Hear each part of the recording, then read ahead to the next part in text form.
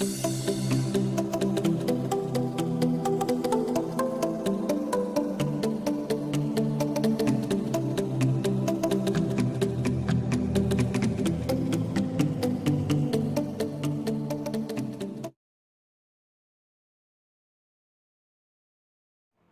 Viewers, I am Sania सनम।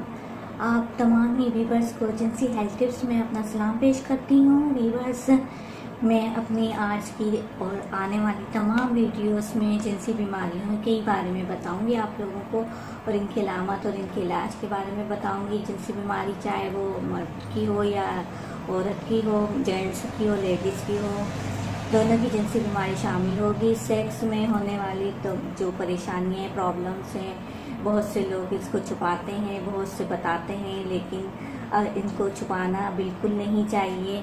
कि sex की बीमारियां होती हैं, कुछ जिनसी बीमारियां होती हैं, अज़वाजी ताल्लुकात में नाखुशगवारी पैदा करती हैं, और बल्कि नाखुशगवार हालात के बजाय बिल्कुल ही ख़त्म कर देती हैं ताल्लुकात को।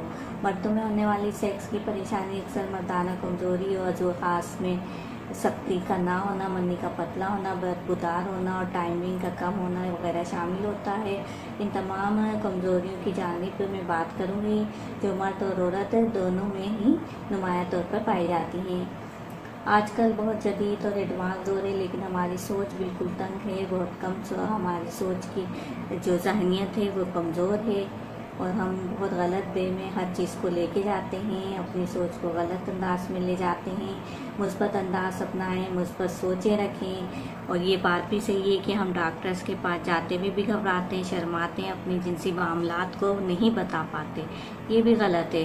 डॉक्टर्स भी हमारी तरह का एक आम इंसान है, उसने भी अब शादी की भी होती है, उसकी भी बीवी होती है, लिहाजा वो भी एक इंसान होने के नाते आपको बीमारी का इलाज ही करेगा। इसलिए शर्माएं बिल्कुल नहीं। अपने ताल्लुकात बीवी के साथ, अपनी शरीक हयात के साथ बेहतर से बेहतर बनाने की कोशिश करें। व्यूवर्स, आज मैं आपको जो बता रही हूँ वो अक्सीर कीकर शरबत है। इससे पहले भी मैं आपको बता चुकी हूँ, ये जरियान के लिए बहुत ज़्यादा मुफीद है। जरियान का जिस तरह अक्सर लोगों ने कहा है कि फिर एक दफ़ा मुझे बता दें कि जरियान क्या चीज़ है, तो जरियान का मतलब ये है कि जागती हुई हालत में कतरों का आना, यानी कि आप जाग रहे हैं और आज जागती हुई हालत में आपके कतरे आ गए मनी के। जरियान की मुख्तलिफ अक़साम हैं। कुछ लोग सिर्फ ख्यालात की वजह से आम हालत में कतरे आ जाते हैं। इस कैफियत में दिमाग में कोई ख्याल आ जाता है या कोई ऐसी और नज़र आ जाती है जिसका ख्याल दिल और दिमाग में छा जाता है। इसके बारे में सोचते ही आदमी को, मर्द को झुरझुरी महसूस होती है और कपकपी सी लगने लगती है, और कतरे निकलने के बाद तबीयत बिल्कुल नॉर्मल हो जाती है, बेहतर हो जाती है। ये जरियान की आखिरी हालत होती है, यानी शदीद कमज़ोरी की अलामत में ये हालत होती है। कुछ मरीज़ों को पेशाब के बाद कतरे आ जाते हैं। ऐसा मरीज़ जो होता है वो दिन पर दिन कमज़ोर होने लगता है। कुछ लोगों को सिर्फ हजावत करते वक्त कतरे आ जाते हैं, और ये मसला आसानी से कंट्रोल किया जा सकता है। जरियान की आम निशानी ये है कि पेशाब या हजावत करते वक्त अज़ू ख़ास से निचले हिस्से में ऐसा महसूस हो जैसे कुछ अटक गया, और फिर आहिस्ता आहिस्ता वो अटकी हुई चीज़ आगे बढ़ने लगती है और यहाँ तक कि कतरे निकल जाते हैं। कुछ लोगों को पता ही नहीं होता कि इन्हें जरियान है, मगर हकीकत में इन्हें ही आर्जा होता है। अगर जिस्मानी कमज़ोरी हो और दिन पर दिन इंसान कमज़ोर होता जा रहा है, ये इसकी अलामत है। सब कुछ खाने के बावजूद भी उसकी सेहत अच्छी नहीं है, बेहतर नहीं है, ऐसे शख्स को जरियान हो सकता है। इस केस में मादा तौलीद इतना पतला हो जाता है कि वो पेशाब के साथ या बाद में निकल जाता है, और मरीज़ को जो होता है वो पता ही नहीं चलता है कि उसका साथ ऐसा मसला हो रहा है। अगर अज़ू ख़ास में सख्ती के वक्त जड़ में कमज़ोरी हो, या अज़ू में टेढ़ापन हो, या फिर जरियान की अलामत हो। टेढ़ापन दो किस्म का होता है, एक जड़ से टेढ़ा होता है और दूसरा दरमियान से टेढ़ा होता है, यानी कुछ ऐसा लगता है कि अज़ू के दरमियान के धागा बंधा हुआ है। जरियान की वजूहात ये हो सकती हैं कि दायमी कब्ज़, मुश्तज़नी, निज़ाम हाज़मा की ख़राबी, पानी की कमी, ख़यालात की आवारगी, नज़र की हिफाजत ना करना और ज़हनी अय्याशी वगैरह शामिल है। शादीशुदा अफराद को जरियान नहीं होना चाहिए। کیونکہ جریان کو فائدہ دینے والی اشیاء مردانہ کمزوری اور فقدان انتشار عضو کی سختی میں کمی پیدا کرتی ہے۔ یوں سمجھ لیں کہ جریان کا علاج ایسی ٹھنڈی چیزوں سے کیا جاتا ہے جو جذبات کو کم کریں۔ ظاہر ہے شادی شدہ مرد کے لیے یہ مفید نہیں ہے، بہرحال علاج ممکن ہے بشرطے کہ مریض لگ کر علاج کرے اور ڈاکٹرز کی ہدایت پر مکمل طور پر عمل کرے۔ شادی شدہ مردوں کو جریان ہونے کی ایک بڑی وجہ یہ ہے کہ مرد اپنی بیگم سے کوس و کنار کرے اور پھر چھوڑ دے، یعنی مکمل ہم بستری کر کے انزال نہ کرے، تو ایسی صورت میں جریان ہونے کے 100% چانسز ہوتے ہیں۔ اس کی مثال اس طرح ہے کہ جیسے کوئی آگ جلائے اور جب دونوں طرف آگ بھڑک جائے تو جلتی آگ کو چھوڑ کر چلا جائے، اسے ٹھنڈا نہ کرے۔ ایسا فعل مرد اور عورت دونوں کے لیے مضر ہے۔ کمزوری کے علاوہ بھی کچھ نشانیاں ہیں جن سے جریان تشخیص کیا جا سکتا ہے، مثلا کمر کے کسی حصے میں خاص یعنی کہ نچلے حصے میں مستقل درد رہنا، تھوڑا کام کر کے تھک جانا اور یا لرزک طاری ہو جانا ہے، دل کی دھڑکن کا تیز رہنا، بار بار تیز ہونا، دل کی دھڑکن کا بار بار تیز ہونا، حافظے کی کمزوری، ہاضمے کا احساس ہونا، بار بار پیشاب محسوس ہونا۔ جریان ایک ایسا مرض ہے جو کہ ایک مرد کو دیمک کی طرح کھا جاتا ہے۔ یہ جریان کے لیے بہت مفید اکثیر کی کا شربت ہے اور یہ لیکوریا کے لیے بھی مفید ہے۔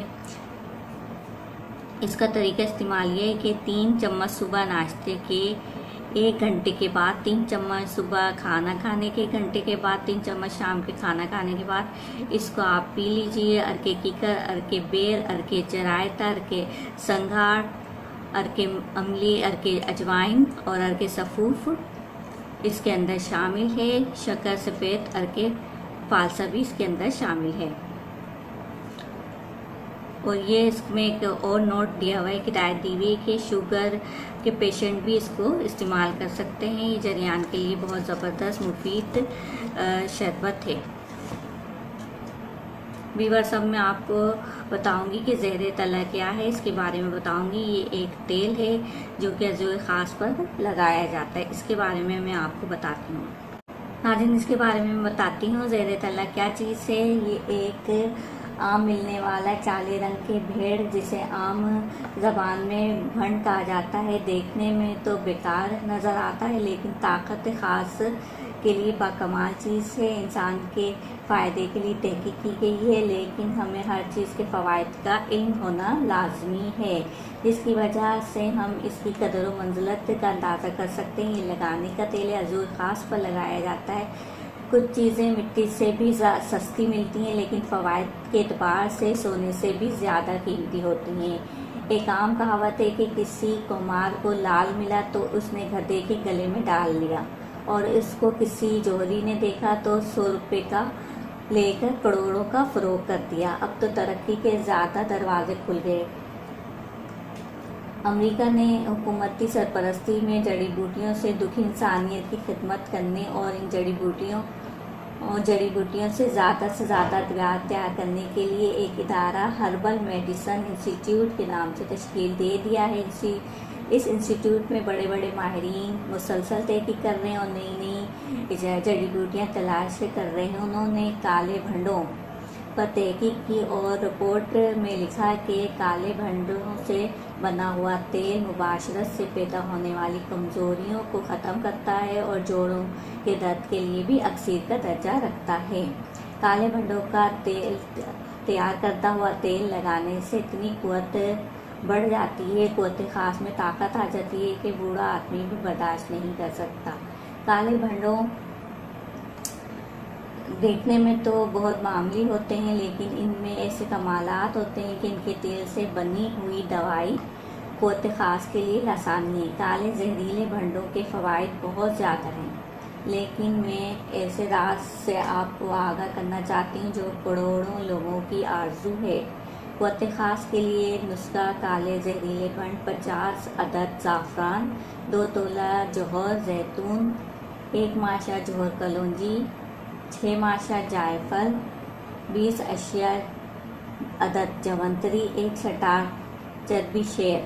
6 तोला चर्बी चीता और 8 तोला रेक माई, 6 तोला दूध और 12 तोले चर्बी गाय, 1 किलो। इन तमाम चीज़ों को तांबे की कढ़ाई में डालकर चूल्हे पर रखें। जब शाही तिलक भी इस फार्मूले से तैयार किया जा सकता है, लेकिन ये जो है आपके पास तैयार शुदा तेल है। इन तमाम चीज़ों की आपको ज़रूरत नहीं होगी जो मैंने अभी आपको बताई हैं, यानी कि ना जहरीले भंड, 50 अदर, ज़ाफ़रान, 2 तोला, ये जो मैंने आपको बताया, इन तमाम चीज़ों की ज़रूरत नहीं है। ये अल-सऊदिया तबी फाउंडेशन वालों ने तैयार किया है। ज़ेरा तलब के नाम से ये तेल है और इसको अज़ुए ख़ास पर लगाया जाता है और अज़ुए ख़ास के लिए बहुत ज़रूरी है, बहुत ताकतवर है। अज़ुए ख़ास को ये ज़हर तला ख़ास लंबा और मोटा करता है। गर्मी और धूप की शिद्दत से महफूज सकता है। इसमें एहतियात है, अज़ुए ख़ास की खराबियाँ को कोताही बारीकी दूर करके अज़ुए ख़ास को मोटा करता है और लंबा करता है। ये बहुत ज़बरदस्त मर्दों के लिए एक ज़हरी तला तेल का। मेरे चैनल को ज़रूर सब्सक्राइब कर लीजिए और इसको टेस्ट ज़रूर कीजिएगा जो मैंने आपको बताया है। अगली वीडियो के लिए मुझे इजाज़त दें। अल्लाह हाफ़िज़।